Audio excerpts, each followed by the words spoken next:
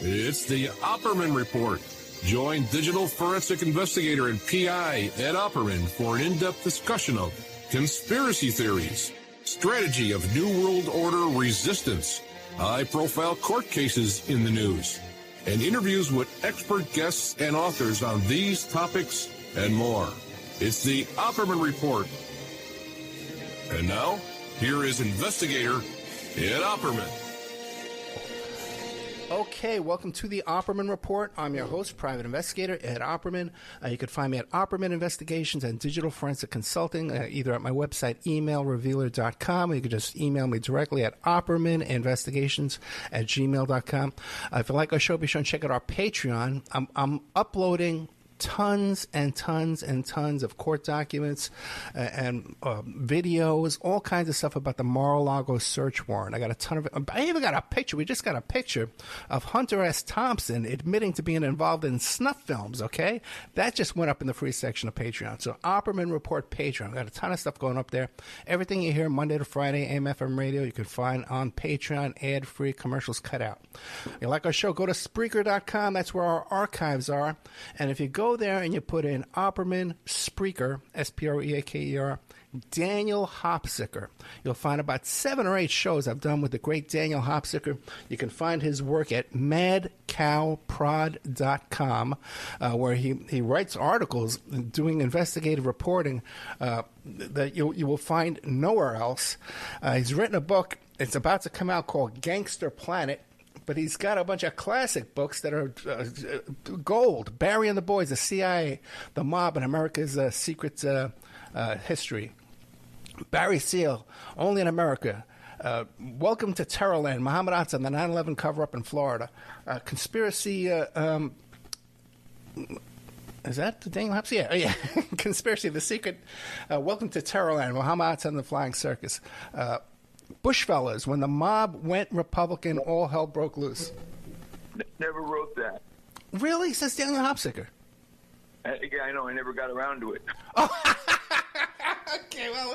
Okay, well, you can put a pre-order in there. Maybe he'll get around to it one day. I love you, man. I love you. Daniel Hopsicker, welcome to the show, brother.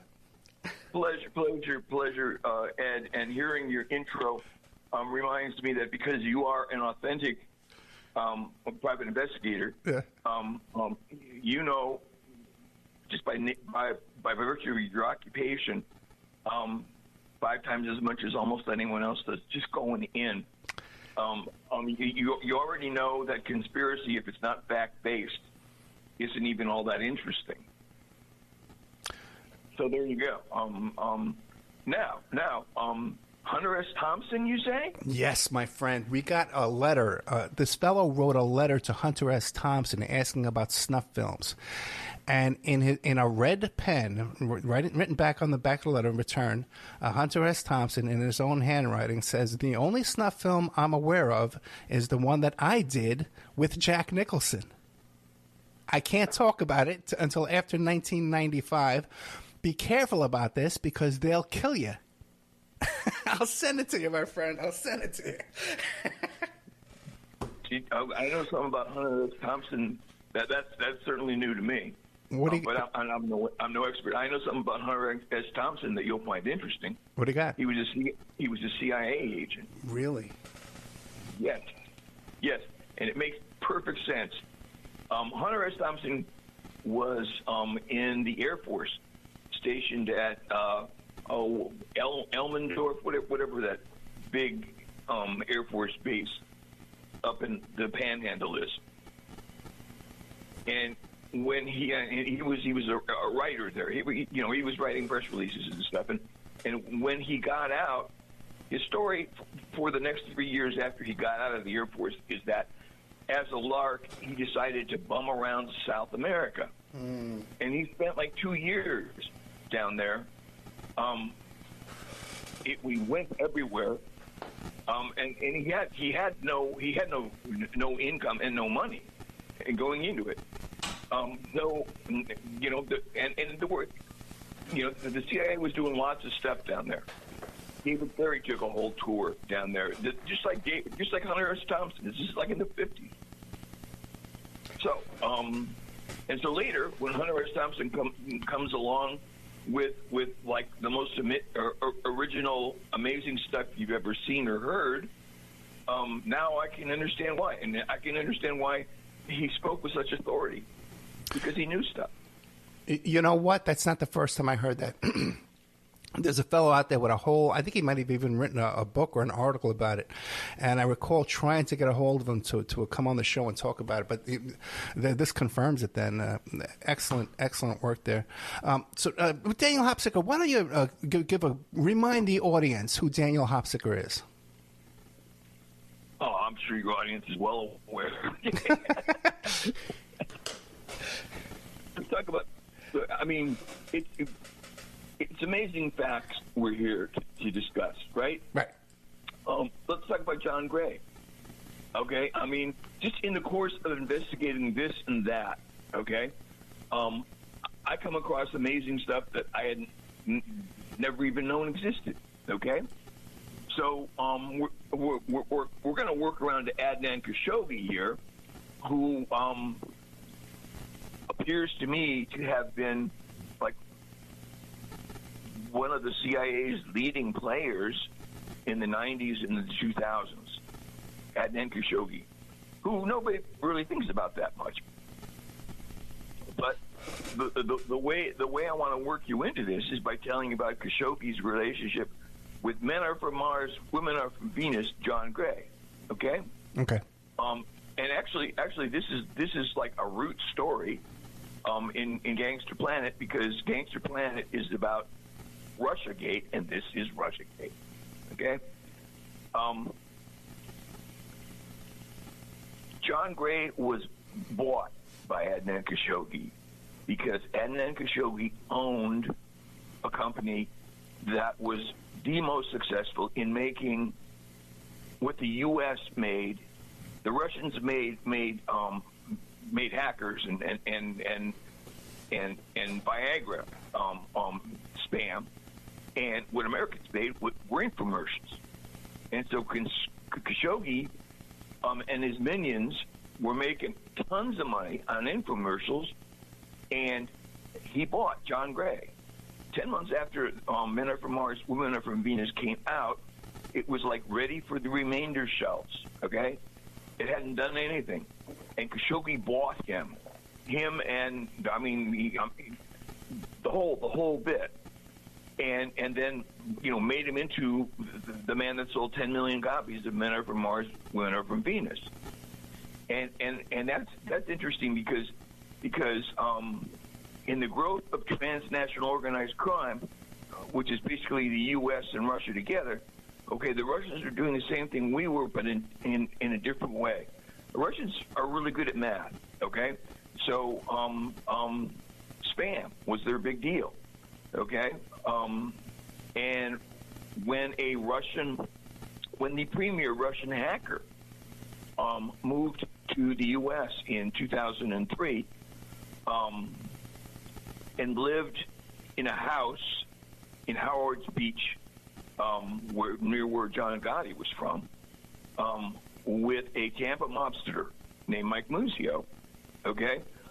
And what the Russian, who later became Russia's biggest hacker, what he was doing back then was handling the back end. If you remember, this is 2003 now, right?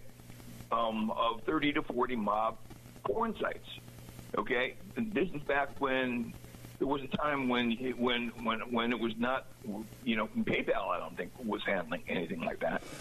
So this Russian guy with this company called ChronoPay, which is like a low-rent PayPal, handled the back end. And the Tampa mobster Mike Muzio was, at that time, his company was owned by Adnan Khashoggi, okay?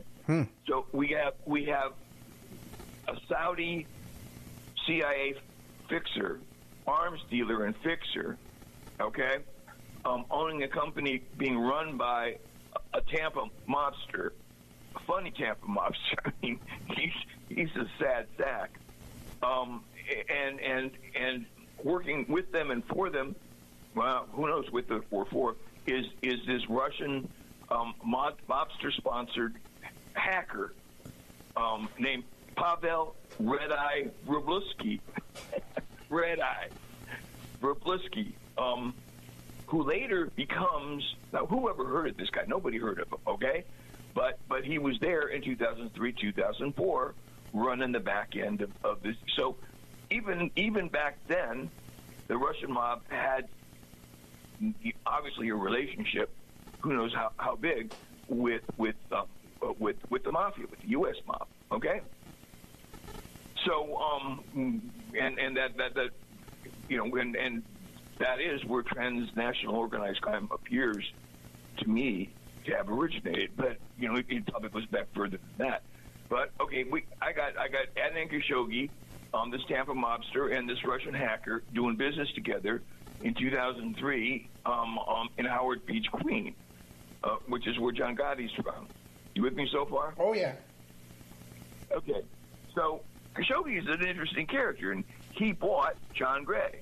So he took a book that was on its way to remainder shelves a year after it was released and turned it into the best-selling book, I think, besides the Bible, of all times. There are 10 million. He sold 10 million copies of Men Are From Mars, Women Are From Venus. Now, that's pretty interesting, but why I'm interested in John Gray is for a different reason, okay? I attended the very first 9/11 conference after the attack, which is like a year afterwards, okay? And what I saw there was like pretty appalling. It was like a UFO meeting. They had assembled a bunch of people that had an opinion about what it, as if, you know, it was ridiculous. I mean, we were discussing the murder of nearly 3,000 of our fellow citizens, you know, as if it was like a suitable discussion for a conspiracy list. Yeah. Okay, so that was the only one I went to. Okay, and I left there a little early, but I had friends that went to the next one, which was in Toronto. Okay, and guess who the main speaker there was? John Gray. John Gray, yeah, he took over. Okay. Yeah. He must have figured out the terrorists are from Jupiter. Okay. And he was funding it, but he wasn't funding it. He was funding for Adnan Khashoggi. Adnan Khashoggi created, probably not single-handedly, but his money created the 9/11 truther movement. And why would he do something like that? To spread disinformation. Because as long as it was publicly ridiculous to think anything about 9/11 could have been other than where they told us it was, you had to you were a conspiracy theorist. Okay. Wait 1 second. People need to let that sink in. Adnan Khashoggi, at one time he was known as the world's richest man, of the Saudi financier, but really he was an arms dealer. Many allegations he was a drug dealer. By his own admission, he was a human trafficker. He admitted using prostitutes and escorts to get arms contracts and stuff like that. Jeffrey Epstein worked for Khashoggi. Best friends at one point with Donald Trump. They sold a yacht back and forth. It was very mysterious dealings there. With really no explanation. Where Khashoggi's selling his boat to Trump and then throwing a party on it a couple of weeks later, like he still owned it, you know? Did I tell you? I named. See, Donald Trump is clearly part of the mob. Yeah, he's a mobster. But nobody knows the name of his organization. He's not like, you know, it's not like the Gambino family, okay, or the Purple Gang back in the day, who I call them the Palm Beach homies. You know, Trump and Khashoggi go way back, and who knows the exchange of the boat of the yacht wasn't part of something else. Yeah. But there you go. So that's Donald Trump and then Khashoggi. But no, that's not what I'm telling you about John Gray right now. But the thing is, but Khashoggi is the man who inserts himself and takes over the 9/11 Truth movement through John Gray, which is, and here's this guy with all these Saudi Arabian shady background, where all the hijackers came from, all the shadiness, and he's the one who takes over 9/11 Truth movement. So. The only reason you probably read a thread I did on Twitter, about Adnan Khashoggi and the 9/11 Truth Movement, and that's because Adnan Khashoggi became probably one of the principal focuses of Gangster Planet.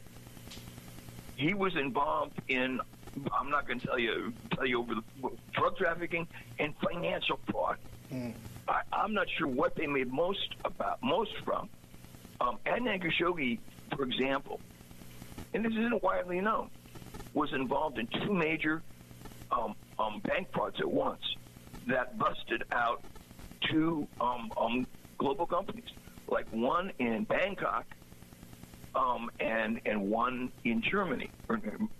And the German one, the Austrian one, it was estimated that he cleared $2 billion. Okay? That's in one deal. Are you with me? Yeah, I'm here.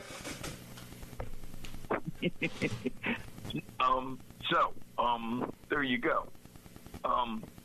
John Gray's a fascinating guy all by himself, okay? How I found out about Adnan Khashoggi and John Gray was because at one time I was interested in following the Heaven's Gate story, which John Gray was peripherally involved with. It turned out that Gray knew the leader of the cult. I forget what his name is. He looked like my favorite Martian. Remember? Yeah, I remember. Yeah. And he had known him. He had known him in Houston in the 70s, and so I went, who is John Gray? And I did a search on John Gray, and I discovered the most amazing things. Okay. His father was a CIA agent. Oh, really? Okay. David Gray, okay, was a Texas miner, wildcatter, and a CIA agent. And after he retired, this is the most bizarre story. After he retired, he was found murdered in the trunk of his car.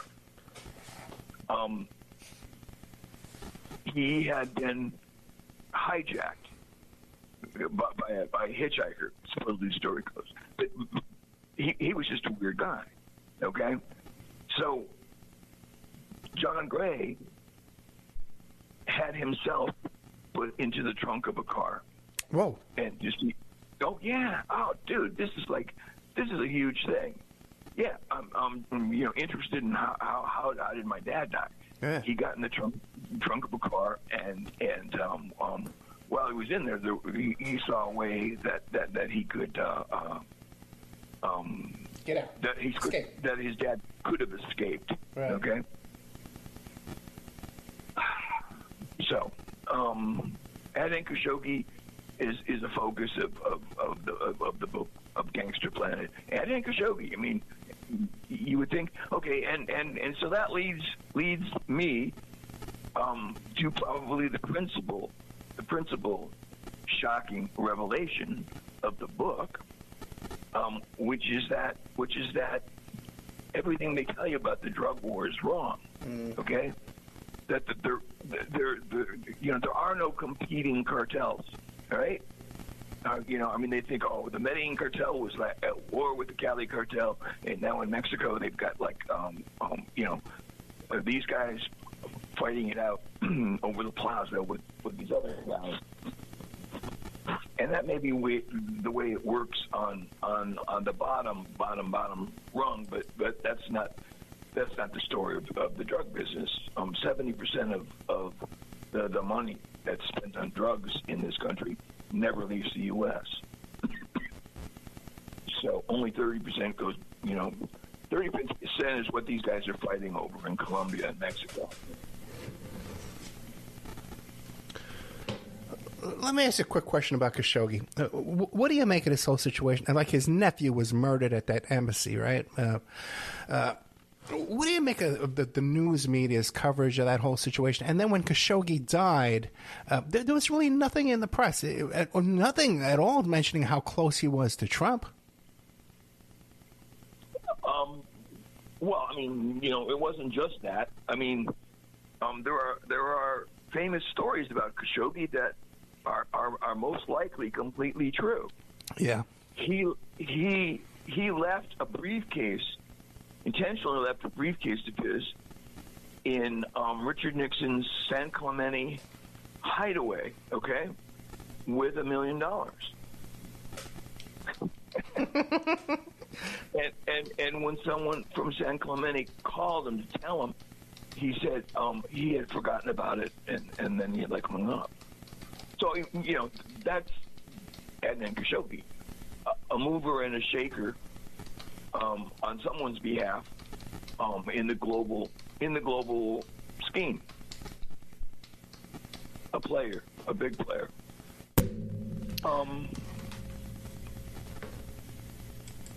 And then we find out he was fronting for the 9/11. I mean, I call them the truthers. TROOFERS.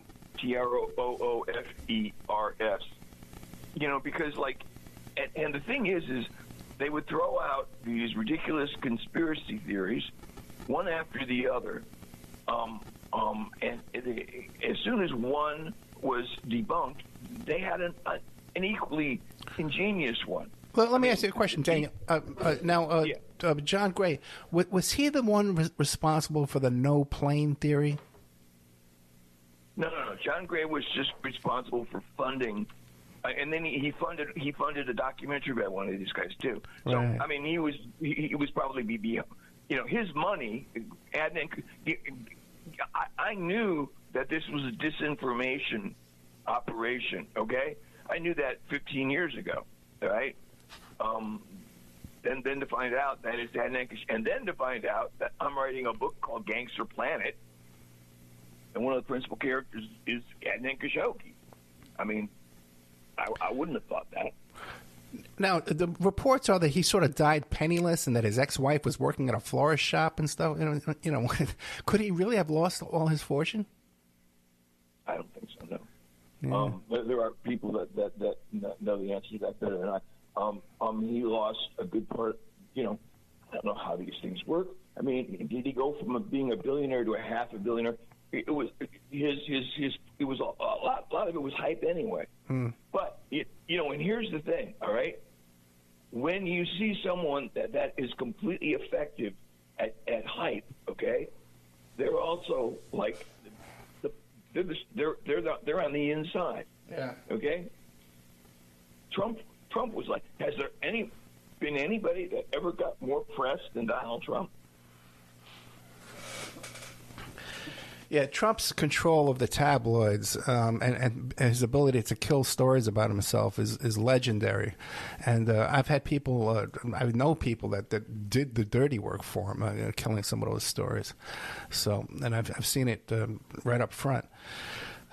He's interesting to watch in action because it's like having a ringside seat to John Gotti. Yeah, operating. Okay, it's like you're watching You're watching a mob boss at work. Yeah, and it's a mob boss with because Keith Schiller, his head of security there, I've had personal interactions with him. Here's a guy who while he was a cop, ran a security business that would employ hundreds and hundreds and hundreds of NYPD cops and get them these off-duty gigs. Many of them were the bizarre to show up at funerals for rich, powerful people in their uniforms and play the bagpipes and all stuff like that. So these guys had an army of cops, and then he goes to work for Trump. You know, the guy, by the way, too, was recruiting for Blackwater. It was way back in the 90s and 2000s. He was recruiting for Blackwater, and he goes work for Trump. You know, and they're always way ahead of us, dude. Yeah, it's so true. Yeah. But let's not get too far afield. We covered the stuff with John Gray. John Gray was a product of Adnan Khashoggi. Adnan Khashoggi was intelligence operative, smuggler, human trafficker, arms dealer, involved. They have a thing called 6 Degrees of Adnan Khashoggi, where this guy was involved in every scandal in history. Wait, it turns out that is true, and they even tried to make that ridiculous. Okay, yeah. I mean, it is a fact that Khashoggi was involved in every American scandal in the second half of the 20th century. Okay? Beginning with stuff before you were born. Now, how does this lead us to Brent Kovar and this Profit Connect and Skyway Communications down here in little old sleepy Florida in the Tampa Bay area where a lot of stuff seems to happen? Well, Tampa was where BCCI was. Really?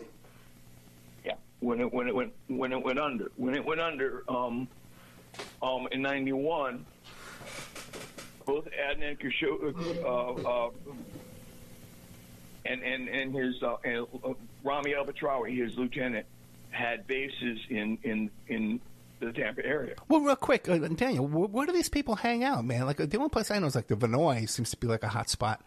But where do these people hanging out down here? Where's the cool places? I don't run into any of these guys. You know? You know what? Let's look at it in terms of the 80s. Yeah. Okay. It's easier to look back. Okay. You remember Mina? Yes. You remember while Bill Clinton was governor, they were running cocaine, and this is back in the days when cocaine was like gold, through Mena, Arkansas, okay? And why were they doing that? Well, because they had everything bought there, okay? It was a one-party state. Democrat, okay? One-party state.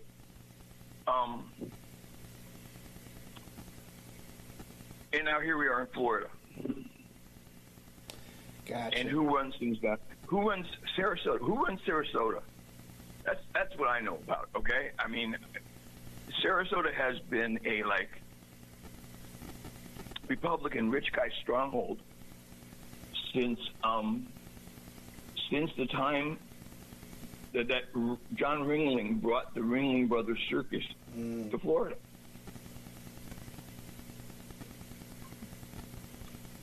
And John Ring, no one will know this. John Ringling himself was a CIA associate, okay? And why would that be? Because he owned Ringling Brothers and Barnum Bailey Circus, which was like one of the few, if not the only, theatrical enterprises the Russians ever let behind the Iron Curtain. So the circus would play in Moscow and would play places where the CIA denied access. Yeah, he also. This is a curious. Go ahead. A curious aside, right? One of the things I found out when I came down to Venice to investigate what the hell was going on before 9/11, that required so many Saudis to live here. Okay.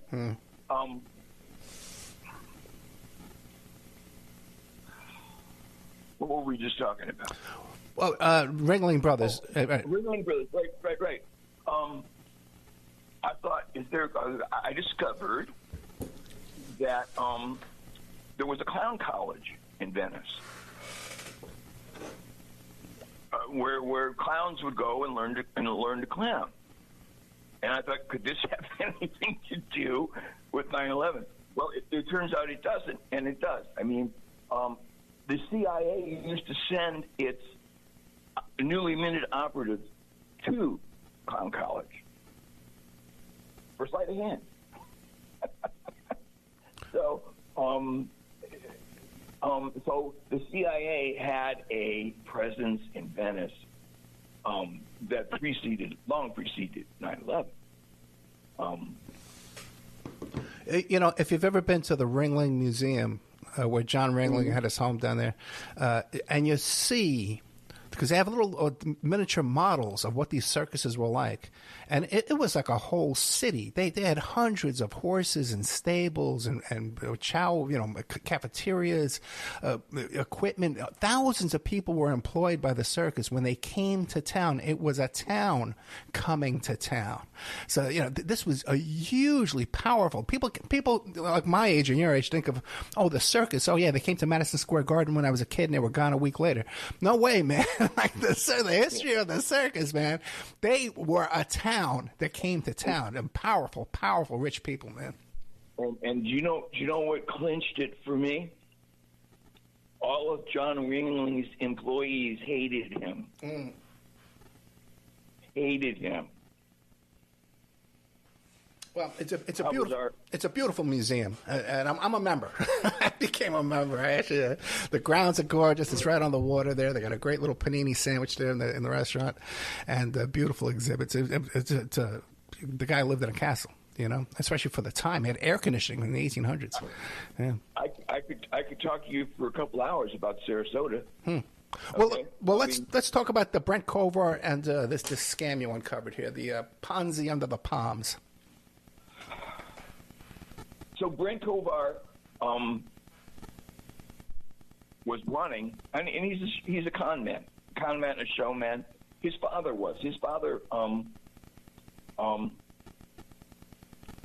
used to put out that he was the animal wrangler on Lassie while he worked for the Department of Forestry,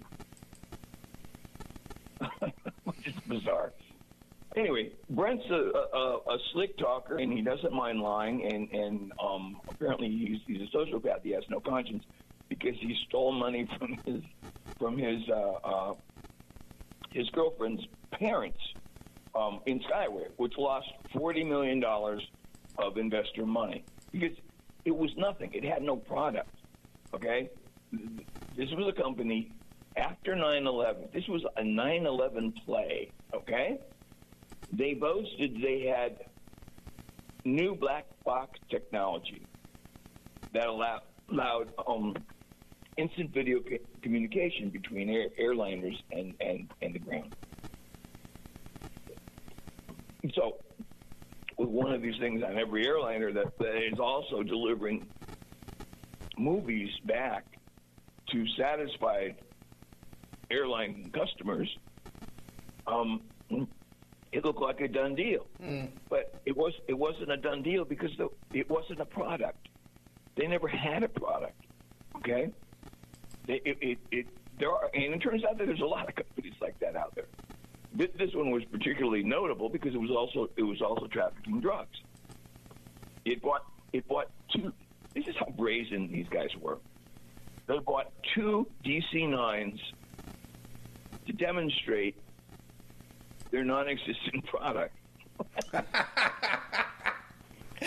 right, they had nothing to put on the DC. When they because I talked to employees when they gave briefings for the press and for potential investors, they would show Brent communicating with an airliner in the sky and feeding a movie, and then you could watch a movie coming down. And it was all videotape. It was videotape. Well, let me guess. The flights were to Colombia. The planes did. Yeah. The planes did. When the DC why are we interested in this? Yeah. Because this Khashoggi affiliated company, all right, in Tampa, who had a number of former military intelligence operatives as officers for the company, okay? had a plane busted with 5.5 tons of cocaine in 2006. And at that time, it was a record amount of coke busted on a plane. I'm sure that record has been eclipsed many times since, but that was it. 5.5. Now, remember Barry Seal, America's first famous drug smuggler, was trafficking in 1-ton lots, basically, and usually less. So here's a 5.5 ton load getting busted. So you're interested in the company that owned the plane. Only they were able, and this is like a terrific way to do it. Okay, if you have a plane that gets busted overseas, you don't lose the plane. You get it back, because what you do is you file paperwork with the post bus. You file paperwork with the FBI that shows the plane's been sold. Mm. This was an American registered plane busted with 5.5 tons of cocaine, and yet they faxed paperwork to the FAA showing the plane had been sold, but the paperwork was faxed to the FAA 5 days after the plane was busted. Now, what, I'd take that deal.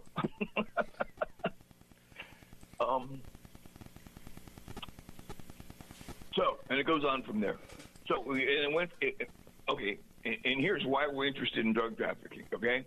Because drug trafficking makes up 50% of the income of transnational organized crime, okay? Organized crime, period. So you think of everything that all the fingers that organized crime has their pie in, okay? Construction unions, cement, extortion. You think about kidnapping, everything, all of that, and it doesn't equal quite as much as the outfit makes on smuggling drugs. So, we are talking about the biggest slush fund in the history of the world, okay? And as long as drugs are illegal, it will remain that way, because that's what makes it 6 times more profitable than it would be otherwise. So that pile of money, which probably goes from here to the moon, is being divvied up every year secretly by a number of people, none of whom are you and me. You follow me? Yes, I do. So that's as far as I got. I mean, that's what I know. That's what I know. That's what I see. We're talking a huge pile of money, made huge because it's illegal. And here's what I've learned in almost 20 years of investigating the drug trade. Okay, and I can boil it down to a line. In every country on this gangster planet that has a significant retail market for drugs, who controls that market are the same people that control the country. The country. Okay? So who they are is like, who knows? I mean, in France, there these guys. In England, same people that control the country. Now, you were telling me, too, though, about a secretary in Las Vegas who lost like $40,000 investing in this. Oh, yeah. All right, so Brent Kovar was a con man, all right, who was fronting for a CIA-affiliated organization headed by Adnan Khashoggi, running drugs. So after everything that happens, they never went to jail. I mean, these guys stole $40 million of investor money, and they owned the plane that was busted with 5.5 tons of cocaine, and they were charged with civil fraud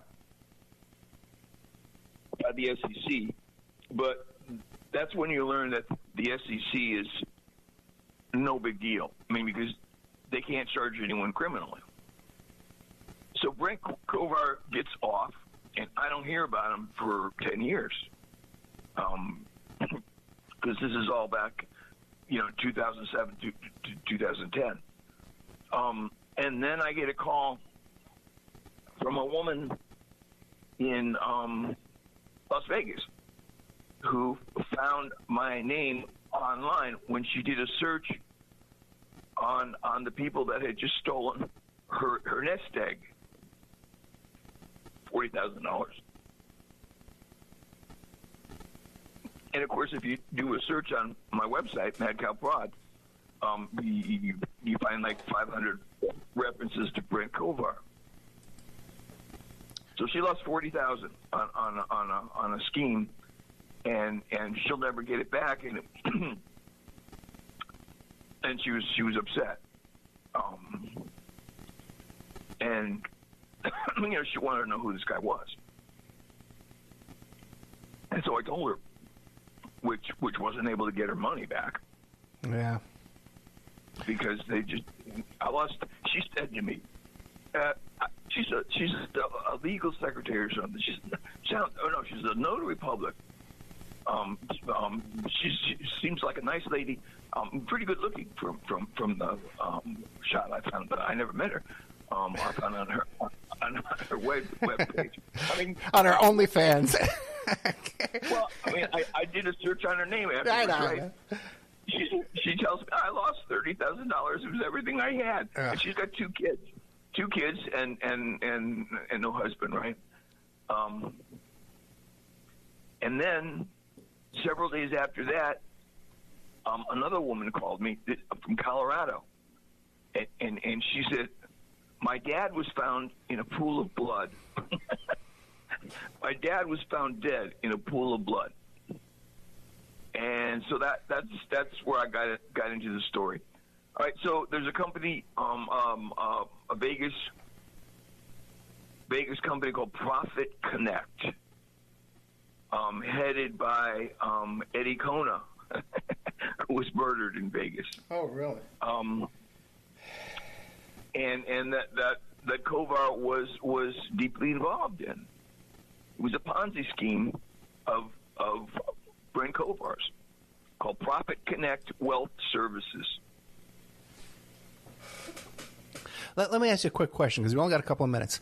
And I'm on your website here, madcowprod.com, and I see Jerry Falwell, Wally Hilliard, and transnational organized crime. What does Jerry Falwell have to do with this? Oh, Jerry Falwell was involved with Wally Hilliard. Really? On the flight. Oh, yeah. Oh, yeah. Jerry Falwell, yeah. Jerry Falwell Sr.? Yes. Okay.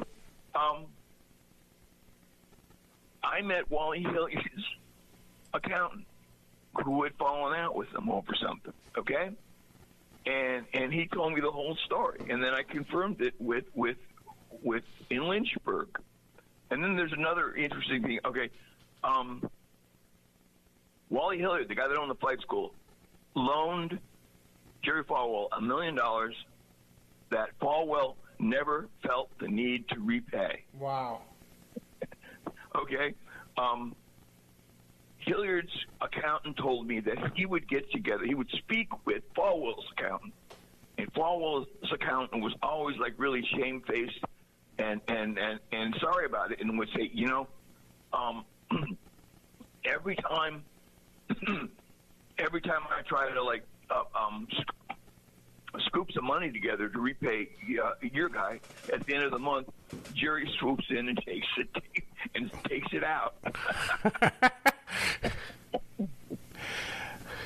So go figure. But right? what publicly, what was their business relationship between these two? I don't think they had any. I don't think I ever got an answer from Hilliard. I eventually met Wally Hilliard. Yeah. Who was a real smooth piece of work. Okay. He had a gray cashmere sweater, the Augusta National Club, where they hold the Masters, right? And he had a standard phrase. I asked him a whole bunch of questions. And I sounded appropriately outraged because I was younger then. And his answer, it was like taking the fifth each time. He would say, because genius has a limit, but stupidity has none.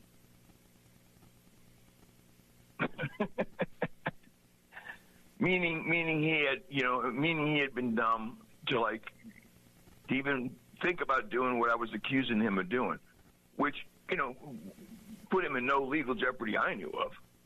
So it's a pretty smart thing to say. So there you go. I mean, there's a Vegas connection to the Tampa miscreants, and these people had a pretty significant, effect on our national life. Yeah. I mean, these terrorists were training at this guy's flight school. Okay, so and he's doing other things besides they were running a weekly drug plane to Venezuela and back, but he's doing other things besides that. This is the guy that owns the flight school. He's in Cuba, doing business, trying to get Fidel Castro's government to approve the Mormons buying a $10 million ranch in Cuba, 10 million acre ranch in Cuba. Is Wally Hilliard alive today? He's got Alzheimer's. Okay. I'd call him, but he's living in sort of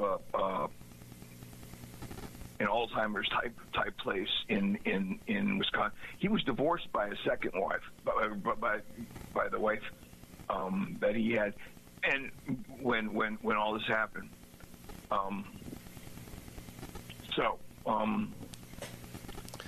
So there, dude.